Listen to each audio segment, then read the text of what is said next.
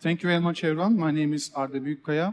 Today I'm going to speak about how Russia's notorious Sandworm unit weaponized pirated software usage to target Ukraine. Just a quick about me. My name is Arda. I'm a senior cyber threat intelligence analyst at EclecticIQ. I have 5 years of experience delivering actionable intelligence and uncovering nation-state APT operations. Just a quick agenda for today's talk. First, we are going to speak about how did Sandworm Group utilize pirated software to conduct cyber espionage operations. Then we will move on to discovering the Calambur backdoor, which is previously unknown malware that we discovered after pivoting with infrastructure. I will be finalizing this talk with detection strategies for defenders, and then the closing remarks. So let's start with how did Sandworm Group utilize the pirated software usage. Sandworm Group, also known as APT44, they are linked to the Russian Military Intelligence Unit, GRU. They are very active in targeting some government, telecommunications sector. They are mostly using cyber espionage to achieve that. They are also active in these disruptive attacks against government entities. And since 2022, the pirated software usage in Ukraine, which is very high, they are abusing that. And starting from trojanized Windows 10 operating system installer that target Ukrainian government. And then the Ukrainian utility employee has been targeted again with the pirated Microsoft Office in 2023. In 2025, we identified that trojanized Microsoft KMS activation tool to perform cyber espionage campaign against Windows users in Ukraine. Lastly, in June, we also observed a newer campaign. Signal Messenger has been used to deliver that malware. And threat actor abused asset anti-malware installer to achieve that attack, to install a Calambur malware. According to the Microsoft, almost 70% of softwares in Ukraine is, especially in the state sector, was unlicensed, which means that it is creating an attack surface for them. And this issue has been abused over the time. That you can see in this image, they are using a Ukrainian forum and impersonating a Ukrainian user to simply deliver fake pirated software. It is obviously trojanized malware. And they are using that same technique over and over again because of the high usage of the piracy. And we observe that this active campaign is very likely linked to the Russian intelligence agency. This is a picture from a research conducted by Google Mandiant, so you can also read it further down.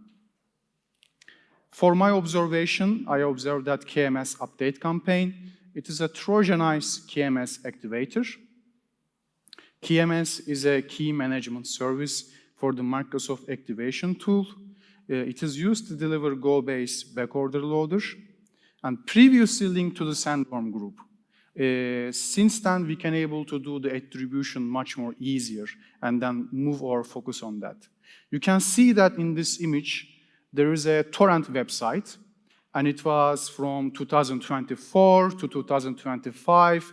It is actively being shared on torrent site and various pages to basically tell the users, you can download this pirated software and then activate your Microsoft account. But actually, it is delivering the loader named as backorder. The main purpose of the backorder is to disable the dark crystal rat, edit a scheduled task for persistence, and also disabling Windows Defender. They are basically delivering the remote payload.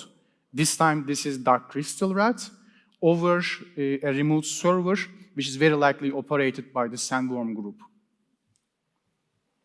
So we observed that after the execution of the backorder in a virtual machine, I saw that it is mimicking the KMS auto interface.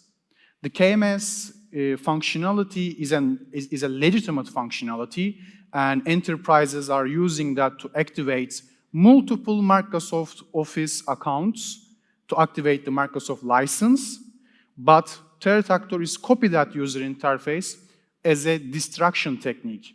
So when victim open that up, they are being distracted with this user interface, but in the real time, it is installing a remote payload. And in order to achieve that, they are using bash scripts. You can see it at the down image. It is simply downloading the remote payload from the curl.exe, which is Windows binary abused by the Sandworm group. And then after the downloading that zip file from remote server, they are open that up, put that into the public space of the file directory, and then editing a Windows Defender exclusion rule.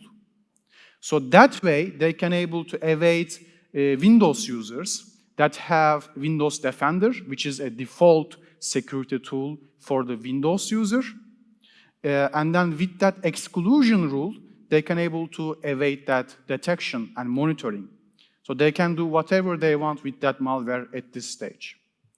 After that, they also deleting artifacts of the payload. So they are basically removing any forensic details. So I listed some of the living off the land binaries. For those of you who don't know, these are the binaries inside the Windows operating system and abused by the Sandworm group to simply performing defense evasion. And you can see that WMI, reg.exe, and PowerShell sc.exe, these are the binaries that is being abused in this campaign. And the main purpose is simply, first, doing the Windows Defender evasion by the exclusion paths, and next, collecting user information. They are simply looking for, is this victim device is connected to the domain, or is it a normal home user? Because at the end of the day, they are going to use that for the espionage purposes. And even if there is a case, they can also turn it into a disruptive attack if they wanted to achieve their victim. So here's the capabilities for the dark crystal rat.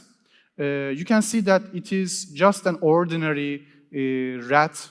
It is simply collecting as much information as possible to be used for the cyber espionage.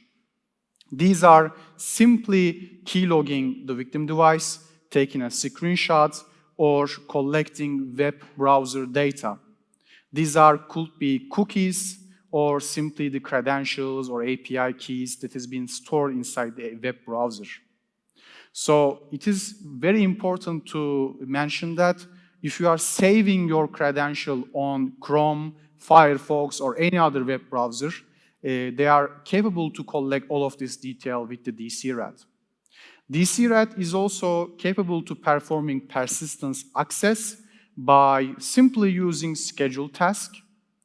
And every single time when the victim opens up their computer, DCRAT will be executed, so attacker can able to access remotely to that system. So we also identified a newer version of the backorder loader, and this time it is using Python. Since it is being developed by Python and then we simply decompile it, and then you can able to see that there is a Russian language commands inside the Python script.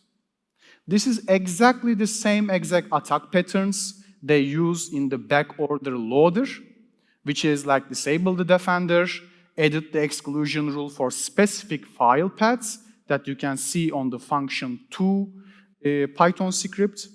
And next, it is executing the malware, this time by using run-dll32, which means that it is a DLL file being downloaded and then executed with the run-dll. And in terms of Russian language commands, they keep using the term as V. We will change the working directory to the script directory, for example.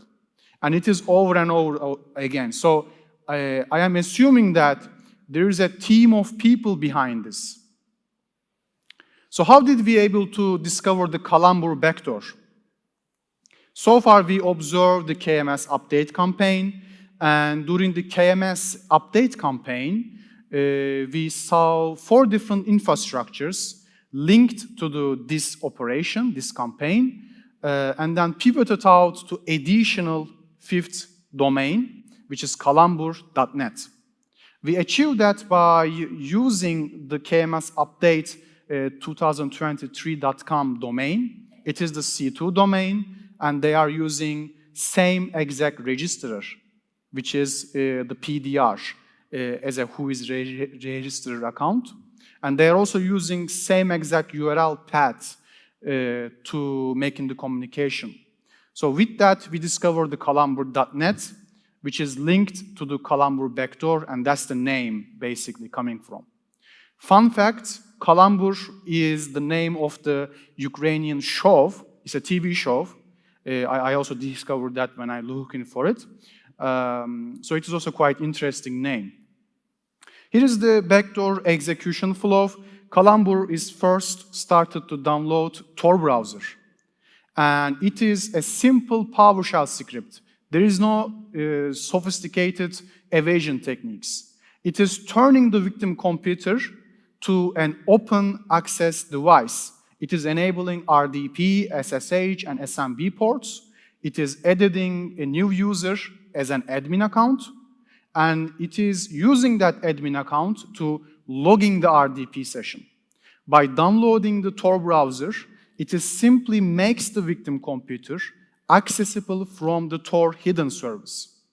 In the newer version, it is also capable to install malicious root certificate, and that way they can able to collect some web information.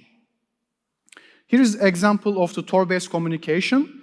They use the hidden service setup from installing the Tor browser as a Windows service. So again, there's a persistence in there, and then using that connection as a relay, as a beacon between threat actor and the victim.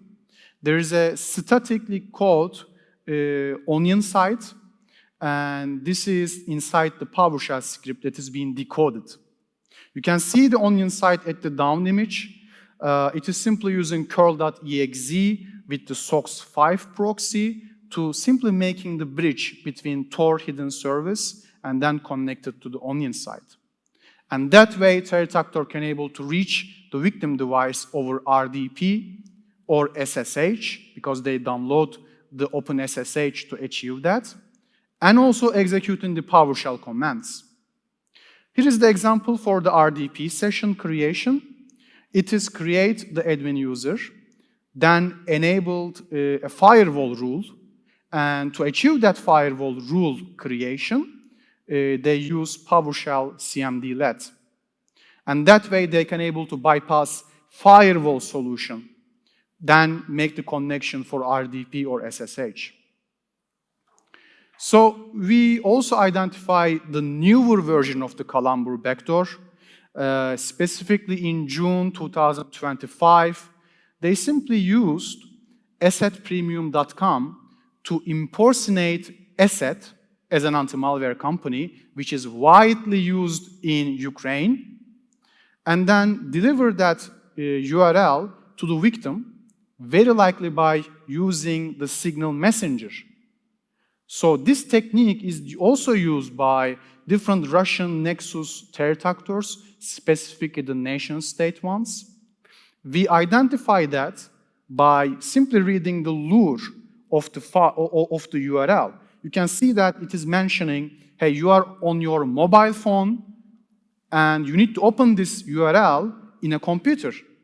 So we identify that this message being sent by the Signal Messenger. And it is telling the user to go to your computer and open this URL in there. After the opening the URL, which is impersonated to asset, it downloads a zip file. And inside that zip file, when I extracted that, you can see it at the down section, there's an asset installer. But obviously, it's the fake one, and it is being signed by fake asset certificates. It is the same exact Calambur backdoor, use the PowerShell script, create the same exact admin account, interestingly, with the same password. They didn't even change the admin password, so we can able to do the attribution much more easily. Here is a quick show for the certificate. This is the impersonated one, impersonating asset anti-malware company. And it installed that certificate inside the victim device, inside the root directory, so they can able to intercept and decrypt SSL or TLS encrypted web traffic. So they are simply manipulating that web traffic control, encryption, and then decrypt that web traffic to collect information. And again, they achieve that with very simple PowerShell module. It is called as import certificate. In terms of pivoting, since we pivoted from KMS update to Calambur, which is a new malware variant used by the Sandworm group, we also do infrastructure pivoting again to simply identify other infrastructures very likely linked to the same exact campaign. We achieve that with two different techniques. One is using the assetpremium.com. We saw that HTML file. It is being used again and again, multiple times. They use the Wikipedia page to simply copy the Signal Messenger logo and then using that to lure their victims. So we basically pivoted from the HTML file to identify three different infrastructures. And it is, again, using asset-related teams for the social engineering aspect. And then we use the whois registrars to identifying a new email address created by the threat actor, which you can see on the pivot number 2. This is the whois request, whois information connected to the 3 additional domains. So we can able to identify and find new domains and potentially new malware samples. By the way, they used onionmail.org. This is one of the anonymized mailing service. So they use that to hide their identity. So here's some detection strategies for defenders. I mentioned a lot about how they are making the connection, with the C2 server. They use the Tor browser, but in order to achieve that communication, they used Windows binary, which is curl.exe. You can see that from my Windows sysmon. If you have an EDR solution, you will have much more fancier user interface, I can tell. But this basically helped me to understand the malware behavior and then creating a Sigma rule to make the detection. Again, for the dark crystal rats and also the Calambur, using very similar scheduled task technique. And this time, it is using scheduled task to execute a VBS script, which is a part of the Calambur malware to make the communication with the threat actor server. And again, they are using living off-the-land binaries. In order to execute that VBS script, they need to use a Windows-based script host as a binary to execute that malware. And here is 2 different Sigma rules. You can immediately use that because it is published on internet. It is available. So you can now able to detect Calambur backdoor-related attack patterns, specifically the communication with curl.exe abuse. And also, you can also detect the evasion or altering the Windows Defender policies. And I also added that in the link section, so if you have the PowerPoint slide or the PDF version, you will have the link to access that Sigma rule. So some closing remarks for today's session.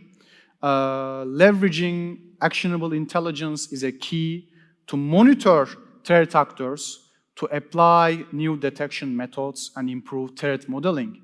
You need an information to be able to make a strategic decision. You need an intelligence to achieve that. Because we doesn't know the Calambur even existed before, but after the threat research that I published it, we are now able to continue to detect this malware. Pirated software as an entry point. So they use the Ukraine as a target this time, but this same exact technique can be used against any other nation, especially if there's a high piracy rate. Living off the land binaries, again, they use the normal functionalities, normal binary of the Windows to make their access to the victim device. Specifically, I am talking about the PowerShell. If your organization using PowerShell, if your HR or other entities using the PowerShell, you need to think about it. Am I really need that or not? Am I really need curl.exe to be executed on my Windows machine?